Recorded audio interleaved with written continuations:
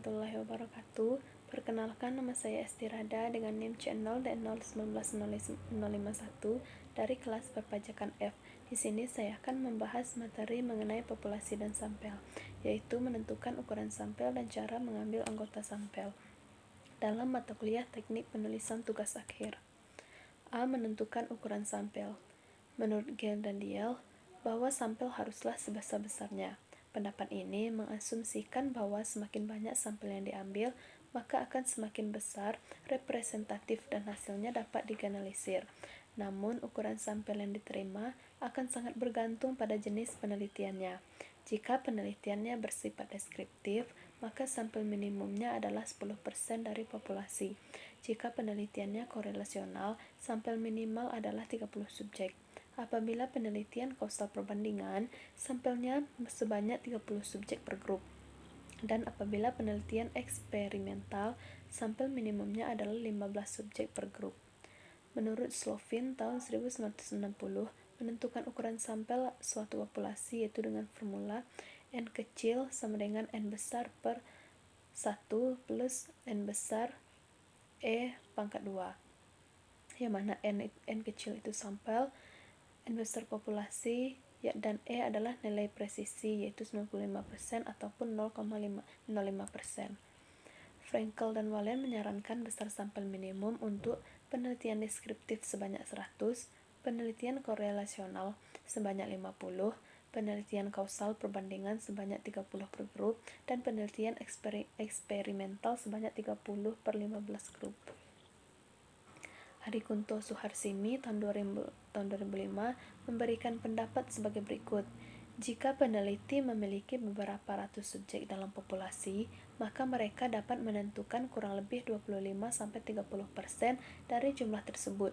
Jika jumlah anggota subjek dalam populasi hanya meliputi antara 100-150 orang dan dalam pengumpulan datanya peneliti menggunakan angket, maka sebaiknya subjek sejumlah itu diambil seluruhnya. Namun apabila peneliti menggunakan teknik wawancara dan pengamatan, jumlah tersebut dapat dikurangi menurut teknik sampel dan sesuai dengan kemampuan peneliti. Yang kedua, cara mengambil anggota sampel.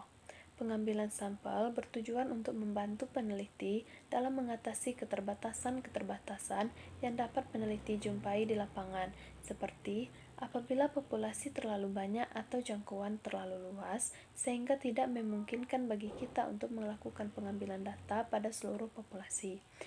Yang kedua, terkendala dalam hal keterbatasan tenaga, waktu, dan biaya. Yang ketiga, adanya asumsi bahwa seluruh dalam populasi bersifat seragam, sehingga bisa diwakili oleh beberapa sampel yang akan diambil.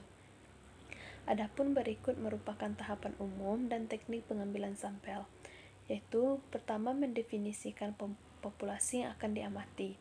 Yang kedua, menentukan kerangka sampel dan kumpulan semua peristiwa yang dapat terjadi. Yang ketiga, menentukan teknik atau metode sampling yang tepat. Yang keempat, melakukan pengambilan sampel atau pengumpulan data. Yang kelima, melakukan pemeriksaan ulang pada proses sampling. Selanjutnya, adapun macam-macam teknik pengambilan sampel. Yang pertama ada probability sampling. Probability sampling merupakan jenis dalam teknik pengambilan sampel yang melakukan pengambilan sampelnya dengan random atau acak. Metode ini memberikan seluruh anggota populasi kemungkinan atau probability atau kesempatan yang sama untuk menjadi sampel terpilih. Terdapat beberapa model atau jenis lain dari teknik random, yaitu pengambilan sampel acak sederhana, pengambilan sampel acak sistematis, pengambilan sampel acak berstrata, pengambilan sampel acak berdasar area atau wilayah. Yang kedua, non-probability sampling. Teknik pengambilan sampel non-probability berkebalikan dengan teknik probability sampling. Teknik ini melakukan pengambilan sampel dengan tidak memberi peluang atau kesempatan sama bagi setiap unsur atau anggota populasi yang dipilih menjadi sampel. Adapun macam dari teknik pengambilan sampel jenis ini antara lain yaitu yang pertama purposive sampling, yang kedua snowball sampling, yang ketiga accidental sampling, dan yang terakhir quota sampling. Baiklah, terima kasih. Mungkin hanya itu saja yang dapat saya sampaikan. Mohon maaf jika terdapat banyak kesalahan dalam penyampaian materi. Terima kasih atas perhatiannya. Saya akhiri dengan wassalamualaikum warahmatullahi wabarakatuh.